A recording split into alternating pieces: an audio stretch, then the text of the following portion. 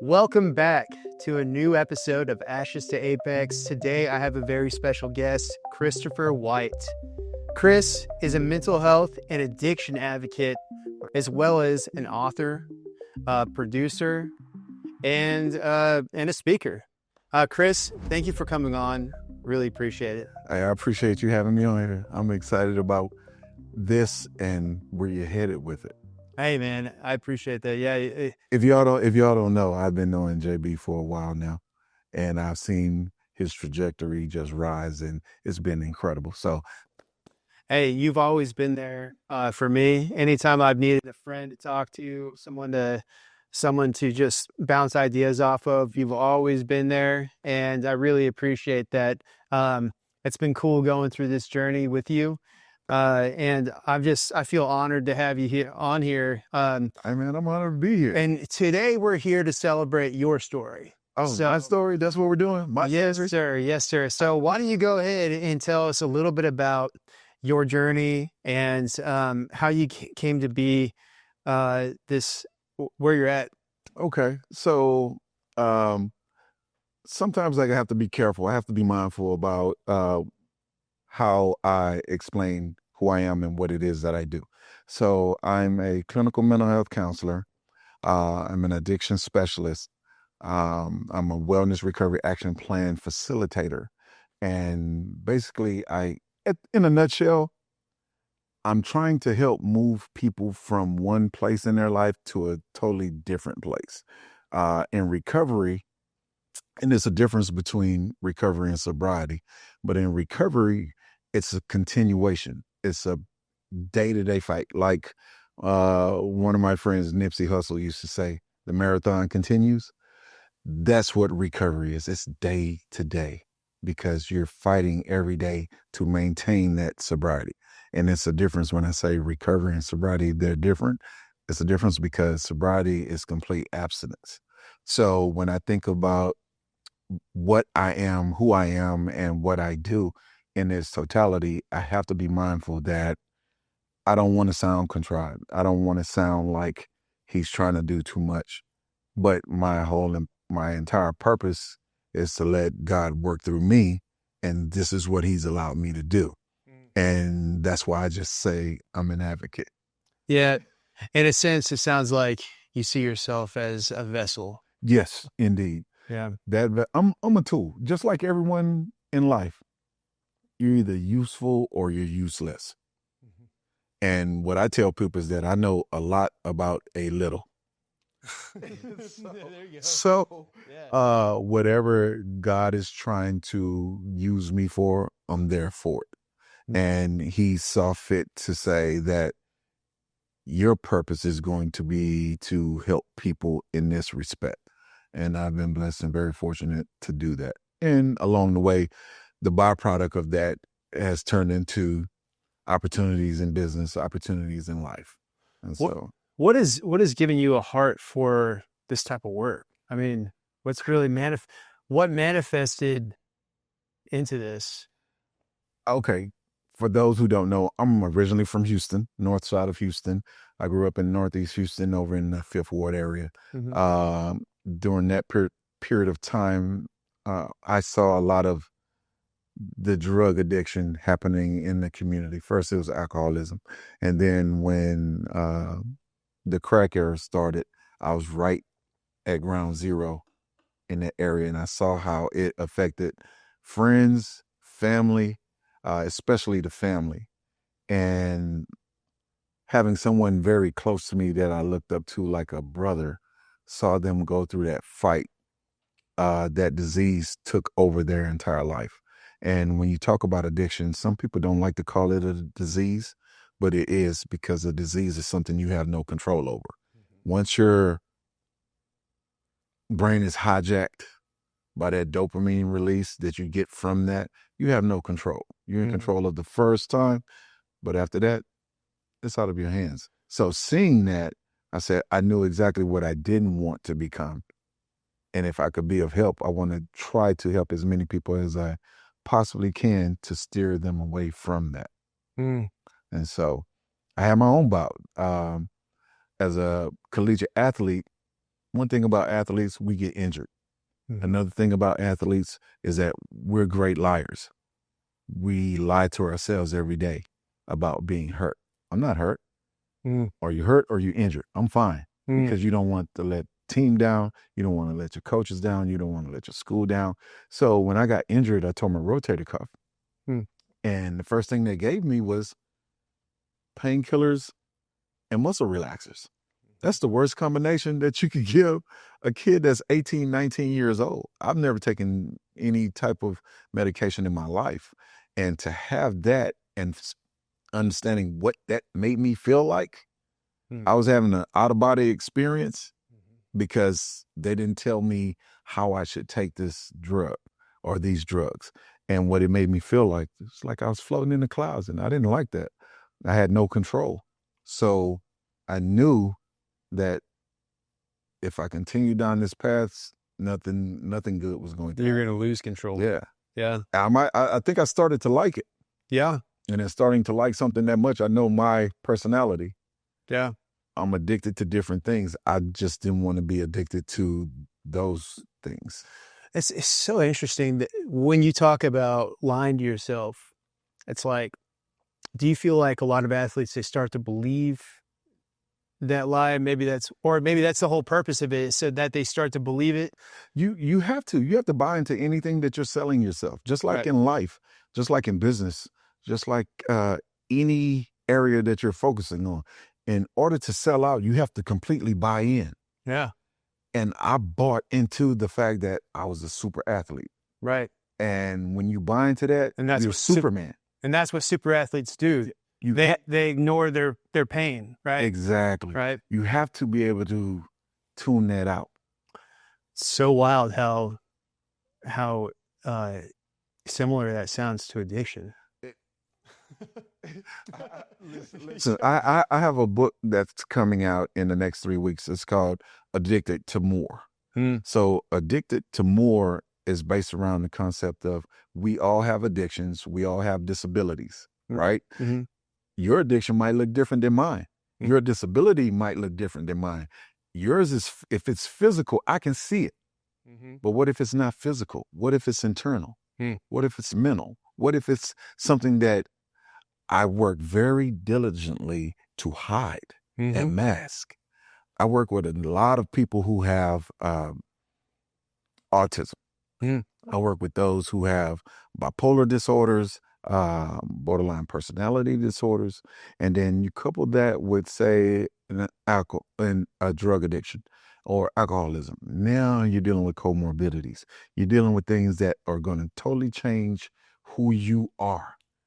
And what about when you're not even diagnosed and you're just dealing with, you don't know why I act like this. I don't know why I lash out. I don't know why I have these outbursts. Yeah. Now you're trying to self-medicate for something you don't even know the root cause of. So I know that autism, not to get off track or anything, but I know that autism is become more prevalent today because they're learning more about it. And a lot of people go undiagnosed all the way into adulthood. Yes. Do you find that a lot of people that don't understand what's going on with them fall into addiction easier, or you just said that when it's coupled with that, I was just well, I think when they fall into addiction easily because they're trying to medicate for something that they don't know what the root cause of it is.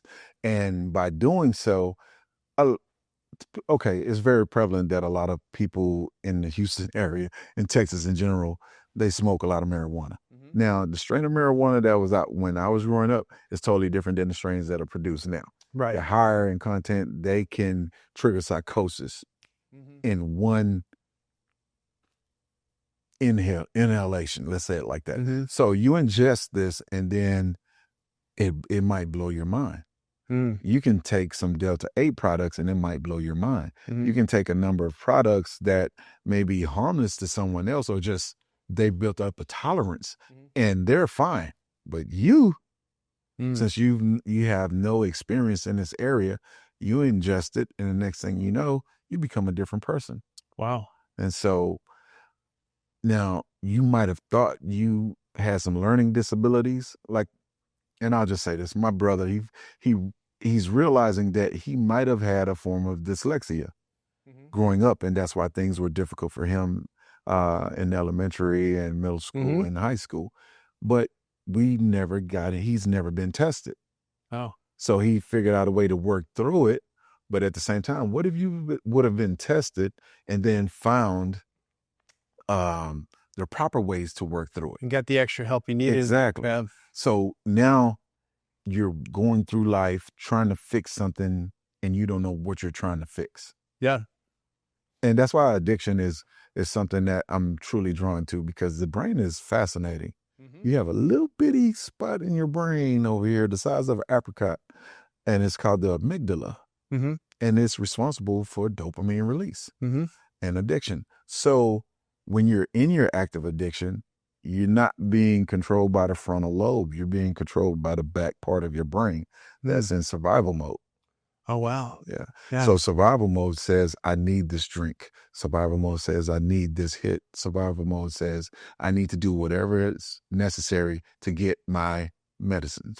What do you think the most prevalent form of modern day addiction is? The most prevalent unspoken form. Unspoken? Yeah. Okay. It's not just one. Well, let's call it for a specific generation. Okay. Yeah. For a specific generation. Let's say millennials and or Generation Z. Generation Z. Yeah. I'm going to say two things: social media and technology addiction. And so I don't want to sound like, well, does this guy just write books all day? No. I have a number of books that are coming out, but I have a book called Digital Dope Detox. And Digital Dope Detox speaks to that. This generation, think about it. We grew up in an era where Atari, if you had an Atari or a Nintendo, you were the king of the hill. Yeah. Now you have all of these things in one piece of technology. TV isn't television to that generation. That cell phone is a gateway to the world. I can talk, my son, for instance, he's got a friend in Osaka, Japan, and they play music together, and it's incredible. But can you imagine saying I have a friend in Japan and I talk to him more than the person that lives next door to me? Now, I ask people all of the time, do you use your phone or does your phone use you? And the first thing they say is, I use my phone. My phone doesn't use me. And I say, okay, let me see your phone for 3 minutes. I'm going to go into your system. I'm going to look at all of this empirical data that the phone has created on you. And it's going to tell me where you spend your time, where you spend your money, how much you spend of it. Time is the most valuable commodity on the planet. And this technology it's geared to hijack that dopamine release. That's why TikTok is incredible. Right. It's going to give that algorithm is going to give you things that you like and feed you in succession so that you're now on this app for the next 3, 4, 5, 6 hours. Yeah. So are you using the technology or is it using you? That's a great question, because that's actually the perfect way to put it. And I've often thought about that, because I feel like the algorithms are they're training us. We're not training the algorithms, they're training us. Essentially, they're data collection devices. Yes. For us, so that they can use it for AI or whatever else they're using it for, right? So we're the product. We're the product. The app isn't the product. We are the product. Exactly. It's almost like we're living in a simulation. Yeah. We're living in a video game world. Right. What's the video game world like? You used to have to put coins in to get credits. Right. Think about where our money is going right now. It's turning into credits. Right. If it turns to digital currency, just like the money that's in your bank account, you can look at the money that's in your bank account on your phone. It's not physically in your hand, or you have credits here. Now, do you have enough credits to pay for your house? Do you have enough credits to pay for your car? Do you have enough credits to live your life? If not, then, like Mario Brothers, your game ends. And we as entrepreneurs, you and I both know the struggle here. I mean, we have to have these devices.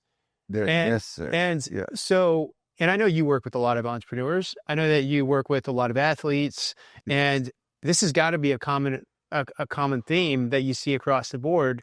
I personally struggle. I just found myself yesterday setting time limitations on apps so that it would remind me to put my phone away so that I wouldn't drain myself going through different feeds and looking at running reports and trying to figure out, what are my sales today? And, constantly going back and checking these things. And I start to realize I'm in a loop. That I'm doing the same thing over and over and over again. So let me ask you, do you think you're addicted to the technology? 100%. That blue light is actually as addictive, and it's going to sound crazy. Right. It's as addictive as cocaine. Mm-hmm. And it sounds crazy to say that, but they create these, these little tinted films that cuts away the blue light, right? But that blue light will have you up all night. It will trigger that same dopamine release. I did learn a little bit of the trick, though. Ready? Ready. Turn on grayscale. Sometimes I'll do that, right? And I'll keep my phone on grayscale until the only difficulty is sometimes you can't see that the background doesn't mesh with the foreground. So anyway, it's amazing what these phones, this technology. It's not just the phones; it's the computers, it's the tablets, right? It's the cell phones, screens. Yes, the screens. Period. The screens run the world. It's like I watched a documentary called "Generation Likes," and it's incredible. This is how the body works. Your brain, when you get positive feedback, you'll get 1 million brain cells that respond to that positive feedback, right? But negative feedback will trigger over 20 million brain cells. Why is that? I don't know. It's incredible that negativity will trigger you into going down certain rabbit holes, not just in the social media realm, but in life. You can be perfect. You can be working to be as perfect as you possibly can be in your business area, and someone can leave you a bad review. And instead of going and looking at the other 2,000 positive reviews, that one negative review will have you tracing that person down to see why they left that negative review. Yeah. And truthfully, the negative review will bring more attention to your platform.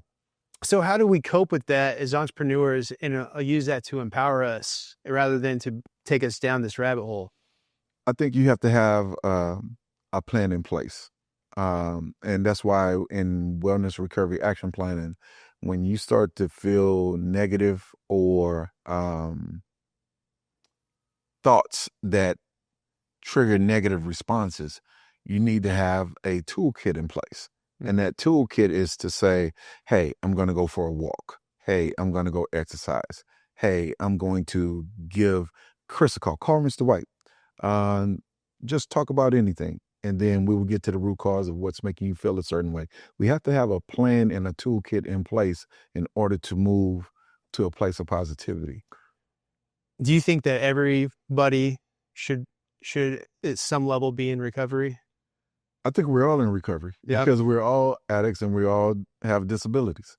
My addiction might be totally different than yours. I realized at one point I was addicted to power.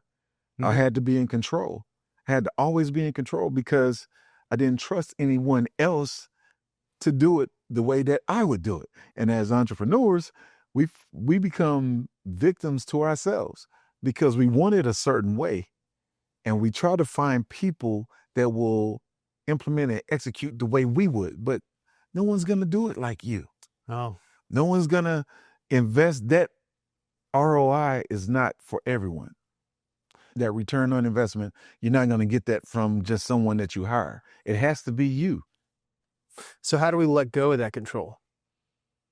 That sense, or maybe that illusion of control. Oh, perfect segue, because it is an illusion. Control is an illusion. You think you're in control, and God has a way of telling you, calm down, little buddy. Now, I'm almost reluctant to ask this question, but No, ask the question. Let's go. But what if you run into someone that doesn't believe in any God or higher power, and they're in recovery, right? And they just want to be fixed? How do you get past that hurdle? Healing, for me, has a holistic approach. And we have to find out what it is that you do care about and why do you care about it so much. So when I say a holistic approach, I'm talking about the total person, the total man, the total woman.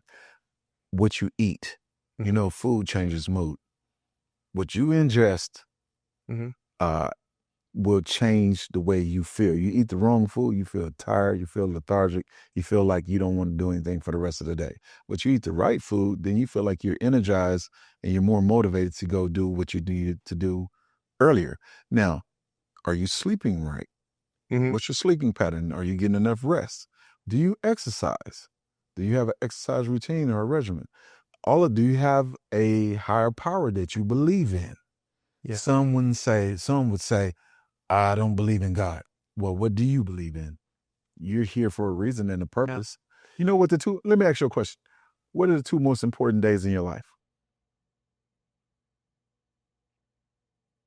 The day you're born, the day you die. The day you die, you have no control. The day you're born, you don't have any control. But you're partially right. Yeah. The two most important days of your life are the day you're born, and the day you realize why. Oh, and the day that's a good one. Okay, I like that. So quick question then. So coming to realize that there's a higher power, and that's. And I only say higher power because for certain people that's where they got to start. Exactly. Everyone's got to start somewhere. So here's the thing: if I feel like, and the reason why I ask this is if I've got a problem, and I feel like I'm the top of the food chain. Like there's nothing greater than me, right? If I can't find something greater than me, something to put my trust in, or something to put some level of faith in, right? Okay. Then how can I rely on anyone or anything to get me better, right? Or to help me? Like how can I overcome or even see the issue if I believe that I'm completely in control? I think when people feel that they're completely in control, that's just a defensive mechanism. Because at the end of the day, you can realize very quickly that you're not in control. Just walk in the middle of the street, walk onto a highway. We'll see who's in control. Right. Because we live in Houston. We're the third largest city in the United States now. 2 million people on the road. You think you're in control? Walk into the middle of a 249 or 45 or 610 during rush hour. You realize you don't have any control. Now, when it comes to, say, someone in recovery, when you give in, you have to buy into the fact that you're not all powerful, that you're not in control, because if you were, you wouldn't be in the position that you were in. Yeah. You have to relinquish that in order to start the healing process. And when you stay steadfast and what they say, 10 toes down on the fact that I can do all of this on my own, you really have just delved into that lunacy, because you can't do anything on your own. Sometimes I feel like addiction is almost like an obsession with control, because you're trying to control the way you feel. You're trying to control the way you respond. You're trying to control every element around you, right, to make you feel a specific way in that specific moment. You're trying to control your coping mechanisms and the way you cope with things, because you're the one instead of just letting it go, right? You're not letting things go. How can you let something go to something that you don't even believe in? Often, I know that was a lot. I mean, these are just thoughts rolling through my head. No, that's a great question. Everyone has a period of time that they have to experience in finding themselves. And in finding yourself, you're going to go through this process. You're going to first, that level of disbelief. I don't believe there's a God. I don't believe that there's anyone that can say that I can breathe today and not breathe tomorrow. You have to really find that within yourself. That's finding the peace within you. But it takes a while to go through that process. And you have to allow yourself to go through that. But if you're staunch and steadfast and say that that's not what I want, you'll find yourself back relapsing I'm not even going to say 3 weeks later. It could be 3 days later. It could be 3 hours later. You can leave a facility. It could be 3 years later. I mean, exactly. There are people I've known that have gone dry for white knuckled it for years, and they still relapse because they just. You know what's interesting about the addiction recovery industry is that. What do you think the percentage rate of success of recovery is in the world?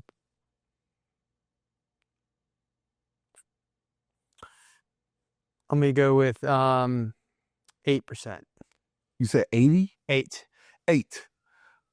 You're not too far off. Yeah. I'm going to say that it's about 22%. I almost said 22. Like I actually almost said it. Yeah. Now, the funny thing about it only being 22%, because they've done studies to show that within a 5-year time frame that anyone in active recovery is going to be triggered and relapse. It's interesting that you say 22%. That's like a key number. That's also the amount of veterans that died of suicide. That's okay. I think that's the number. I don't want to, but there's a 22%, like for veterans. It's the number of veterans. There's a 22% is the number. I just don't know exactly if it's like all veterans or if it's something like that. But I've seen 27%. Yeah. Okay. And there's this whole 22% campaign going on, but it's 22%. That's probably why that number popped in my head. But and then also what's interesting about 22%, it may not be this exact number, but it's very close. It's the amount of foster children that successfully integrate into society. Isn't that a staggering number? Like, and it's just wow. Well, the reason why I bring those other subjects up is because it sounds like it's universally, it's a success rate on not just addiction, but it's all in some way. It's a way of recovering, right? Right. You're recovering from being a foster child. You're recovering from being a veteran. From the PTSD, right? Right. So trauma is incredible. Yep. Trauma is incredible. Generalizations are incredible also. Yeah. When I say generalizations, they say 1 in 5 men will be this. 1 in 5 women will experience this. Mm-hmm. And you don't think that really applies. So that's still that 20%. It's in that 20% realm. So 22% is just a couple of percentages outside of that. So 5 people go into treatment for alcoholism. 4 of those people will be back in treatment again within 3 to 5 years. Yeah. And that's staggering. But that's the world we live in. There's tons of stressors. There's tons of triggers, and you have to be able to control your triggers. You have to be able to, sometimes you don't realize that there's tools, there are techniques that you can use in order when you're triggered and stressed that you can go to. And that's why I say that mental wellness toolkit is necessary. Mm-hmm. And if you need a mental wellness toolkit and you want to talk to someone, feel free to give Mr. White a call, 346-280-1395. I'm at your disposal. Yeah. Yes. Yeah. So let me ask you this.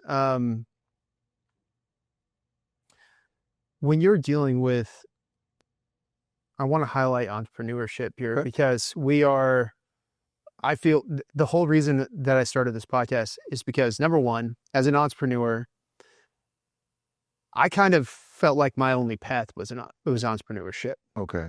I see myself as someone that I have a difficult time being an employee, but I'm also, some people might go as far to say I'm unemployable, right?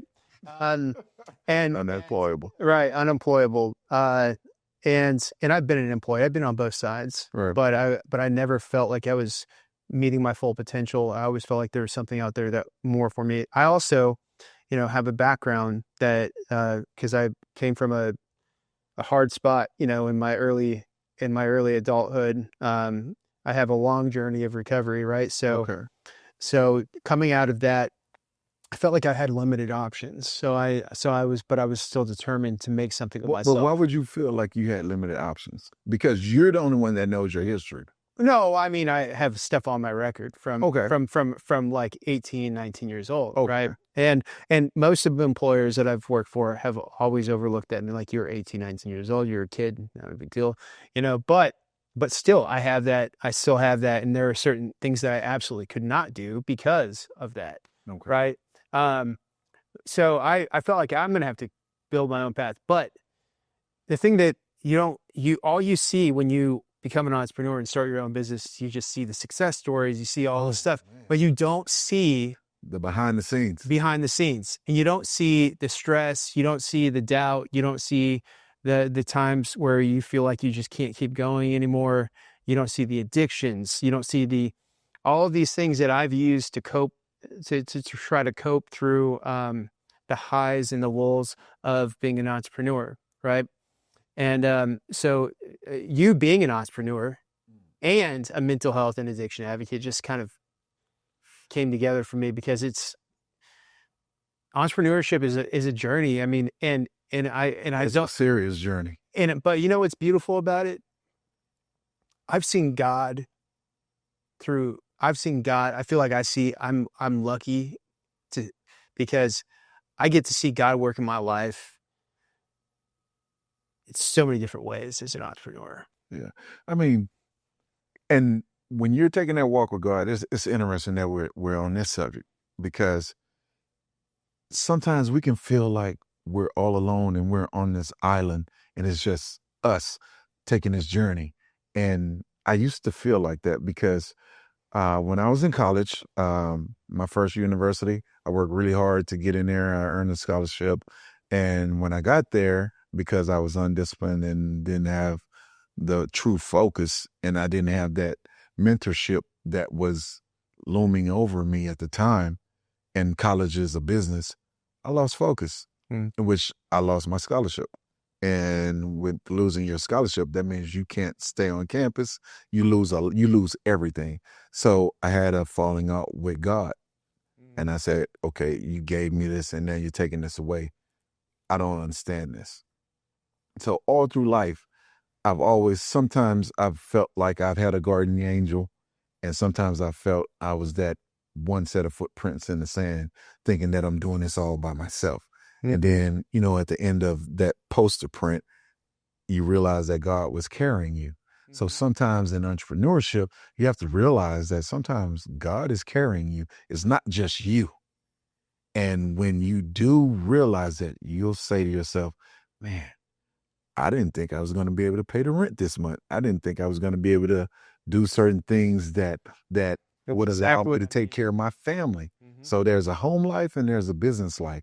And sometimes they don't mesh. Sometimes they don't balance one another, because you're going to spend more time investing into your business to get it off the ground and up and running.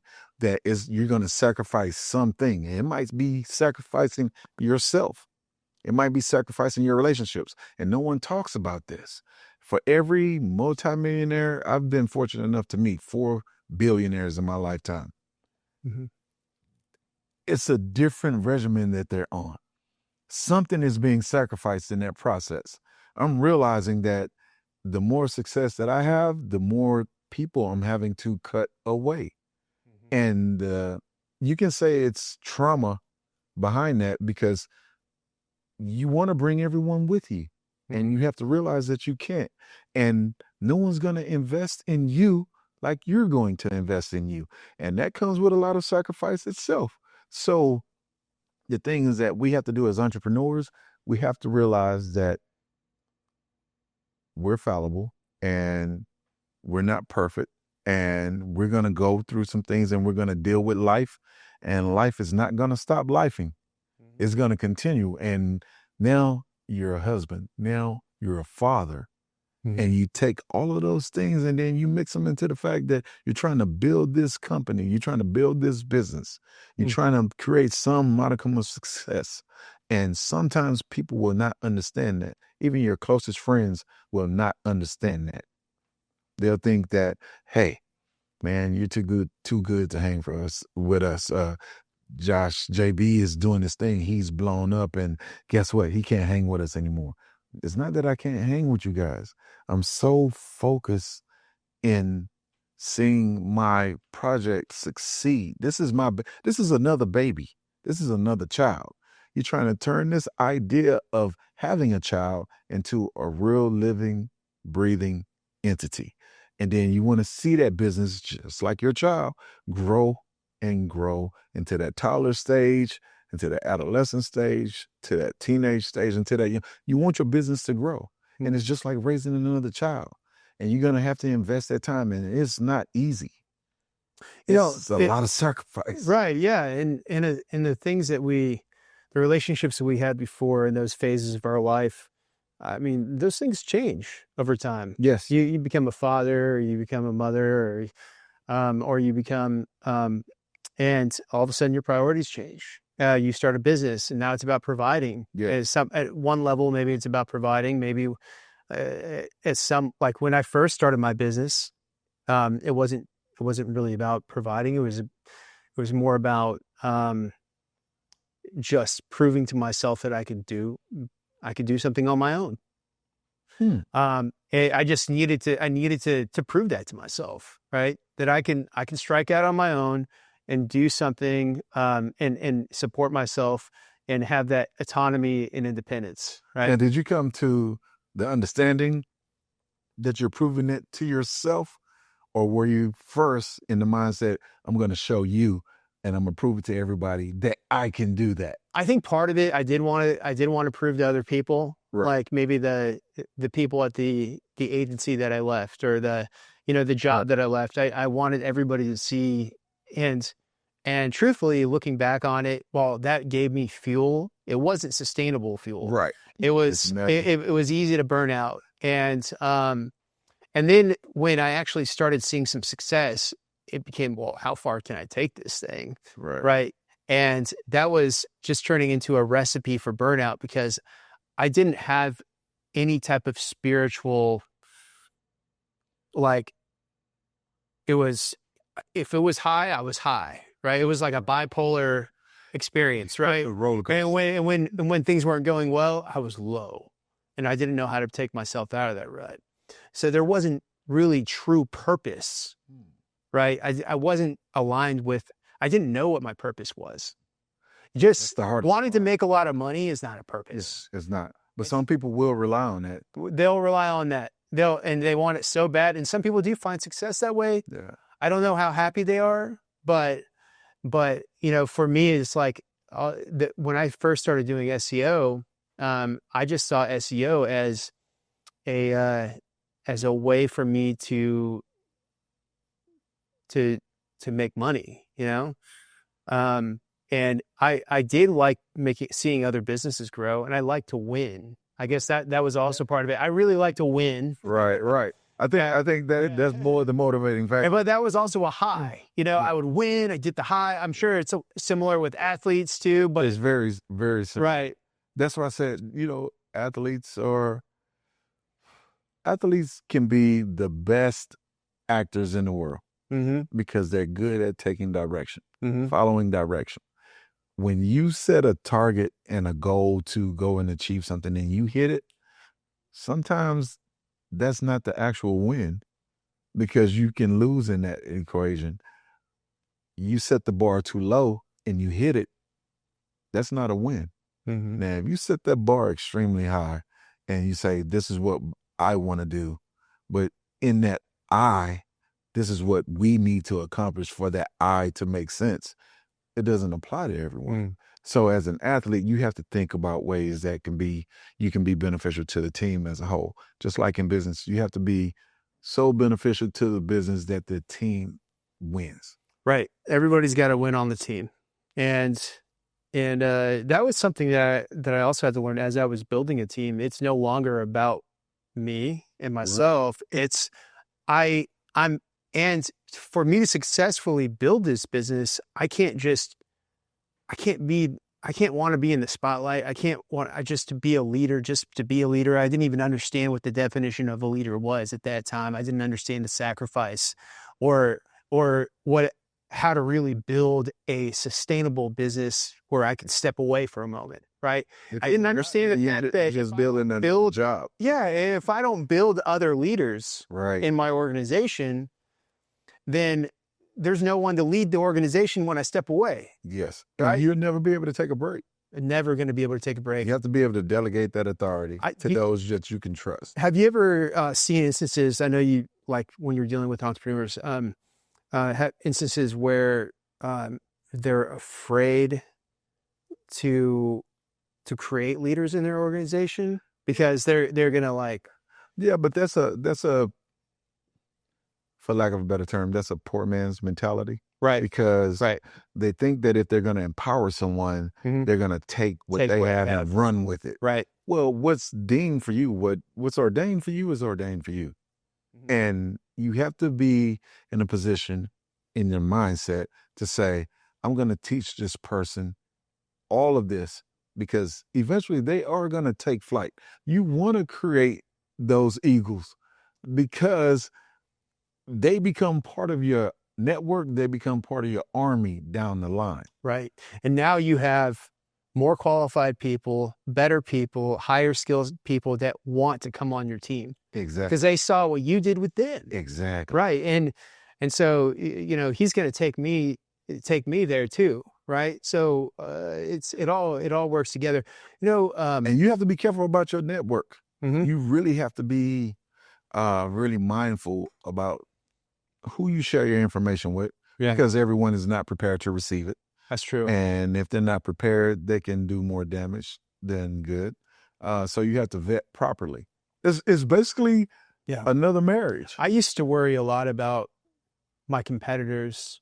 But you can control what your competitors do. No, and so what a big game changer for me was I stopped focusing on my competitors or worrying about what they saw or what they did. Sometimes I would see my competitors on social media. It felt like they were kind of imitating what I was doing, and it would bother me. Why? I don't know.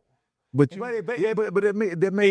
realize you created an incredible blueprint, right? And they're trying to replicate the blueprint, but they don't have the secret sauce.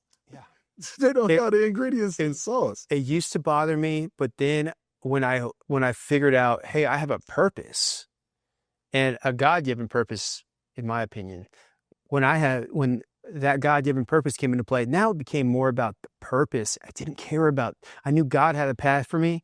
I knew that there was a path that I individually had to take, right? Yes. And it didn't matter what the competition saw or what they did at that point, because I'm not competing with them anymore. Right. I'm not competing with them anymore. So who are you competing with? I'm not. Quite frankly, I'm competing with myself. Exactly. That person in the mirror. Yes. That's the competition. And my objective now is to overcome each hurdle to get to a new place so that God can use me in a better way. Exactly. Let me ask you, Josh, what's the hardest part of your day?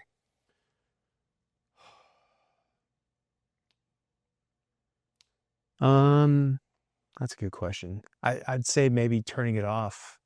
Turning it off. Yeah. Okay. Now, for everybody watching, the hardest part of your day, we all have it. We all share the same hardest part of the day with one another. And that's waking up. Yeah. Because we don't control it. Think about it. Yeah. Now, everything else is downhill from there. Shadur Sanders said something a month ago that made me lock in and get laser focused on what we're trying to accomplish. He said, I'm not trying to prove that you guys are wrong. I'm trying to prove that I'm right. And that was because he was battling for the QB position with the Cleveland Browns. And I said to myself, you know what? That was so profound. And I know it just came out, but that has to be the slogan of the year. It's not that I'm trying to prove you wrong. I'm trying to prove that I'm right. And I'm right because I'm betting on me. And when God is working through you, you're never going to lose. So no matter what you sacrifice, whatever needs to be sacrificed, sometimes it's the relationships, sometimes it's the people around you, sometimes it's the business itself. Sometimes God is going to, no, not sometimes, God is going to redirect your footsteps the way that they're supposed to go. And when I'm going through a struggle, my mindset is no longer, oh no, man, another one. It's like, I got to go through something. Like I just finished going through this, last week or whatever. But now it's about, man, what is God preparing me for? Ooh, exactly. It's like, it's exciting. I am excited to go through this now because I know, man, it's going to be hard. It's going to be tough. But man, maybe I'm going to come out a monster on the other side. Exactly. Now, would you want it easy? No. You might not want to deal with the adversity that you've had to deal with, but think about what it created. Right. I was complaining about something the other day, and I told myself I had to really have a one-on-one with Chris White. And I said, bro, you're complaining about things that people wish they had. I have a facility. I have a home. I have a family. I'm thinking about that. I've been fussing at my 2 young adult children and fussing with my wife. And I said, man, some people wish they had a family. Some people are living in isolation. Some people wish they had a business. Some people wish they had a job. And here I am complaining about things. Yeah. And it makes no sense. So I had to check myself. Yeah. I had to go look at that man in the mirror. Yeah. When I have clients come to my private practice, one of the first things that I do is I have a huge mirror that I put in front of them. And I say, listen, it started with you. The answers are going to end with you. The answers are already here. I just need to ask the right questions. So important. And that's in business as well. Yeah, it's keeping an attitude of gratitude. I know that sounds cliche, but I mean, it's waking up in the morning and writing down a few things you're grateful for. Yes, can completely change the game for anyone. And when I first came out of drinking, when I stopped drinking 3 years ago, I mean, every morning, at least I had some tools because I'd been through recovery before. Okay. But that was the first thing I went to every day was my first journal was just like a couple sentences like, today sucks. But that's where what am I grateful for? I'm grateful for my wife, my kids, and at least I had that, right? So, yes. And I woke up today, it's just the simple things and then when I kept doing that every day consistently, I started to realize how monumental that those things were. Like, right. And then all of a sudden I started lowering the bar of my expectations for what I need to have to be happy. Man. Right. And I realized it's not about how much do I have so I can be happy. It's about how little can I be happy with. And when I changed my mindset to that, like how little can I be happy with? It was like, man, everything, I don't know, the joy, the peace. Yes, right? You simplified it. I have a book of positive quotes and affirmations called "It's All About Perspective." Yeah, and I'm on something about that. one of the affirmations, it goes, "What you go through, you grow through." Mm-hmm. And on the surface, it just sounds like it's something cool to say. It rhymes, but when you think about it, think about everything that you've gone through, JB. Think about all of that. Mm-hmm. Think about where you are in your life right now. Think about what you've grown through and where you've come through. You ever seen the movie Shawshank Redemption? Mm-hmm. You've seen it? Mm-hmm. Andy Dufresne, one of my favorite movies. This guy climbed through 5 football fields worth of crap to escape and create a new life for himself. That's a metaphor. Take that, and when you use it for yourself and say, man, I grew up in Fifth Ward. I'm one of I have 3 brothers and 3 sisters. Mm-hmm. I was the little patriarch of the family. Everything that I've experienced in life should have made me an addict. I should have been stressed from the fact that I'm being treated like an adult at 5 years old. My father's not there. My mother's a single parent who's working 2 jobs. I have to be able to provide for my brothers and sisters and do all of these incredible things as a 5, 6-year-old. Mm-hmm. So my first death when I was 7, it happened 10 feet away from me. Changed my perspective and changed my value of what life was worth. Mm-hmm. Growing up, seeing the things in my neighborhood that I've worked really diligently and hard, my wife and I, so that our kids never experienced or saw those things. Mm-hmm. You think about all of these things that shape you, shape who you are. I left the state of Texas after I got kicked out of my first university, ended up in Iowa. Shaped my perspective, shaped who I was. And the entire process. Did you see that though? No. In the mix of it? No. I don't realize that I am a diamond being polished on all sides, and I'm being chiseled into what I'm supposed to be. Yeah. Yes. It's compressing it, carbon. And that's why I say, just when you think that you're taking this walk alone, Mm-hmm. and you realize that God was carrying you the whole time, you have a new perspective on life. Mm. So that's what I would like to share with anyone that's listening is that you're going to go through some things, and as long as you're living, you're going to experience life to its fullest. And you have to make sure that you live, not survive, but live. Mm-hmm. Because when you stay in survival mode, that's like being in prison.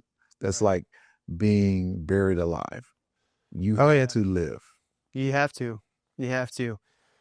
Well, we're running short on time now. We always run short. I know. We're having such a great conversation. I could go on to this topic for at least 2 more hours, but easy. Yeah, right. But why don't I always like to end with, you already gave a little bit of advice, but you want to close with just any advice you have for our listeners and our viewers? Well, if I was to end on anything, what I would say is this. Wake up with an attitude of gratitude, like JB mentioned. Take advantage of the day. Time is the most valuable commodity that we have because we don't know how much of it we have left. The fact that you woke up today means that the devil is not winning. That means that it's going to be a fight. So while you have the time, take advantage of it, fight, and get everything you need to do accomplished for that day, because tomorrow is not promised. You understand?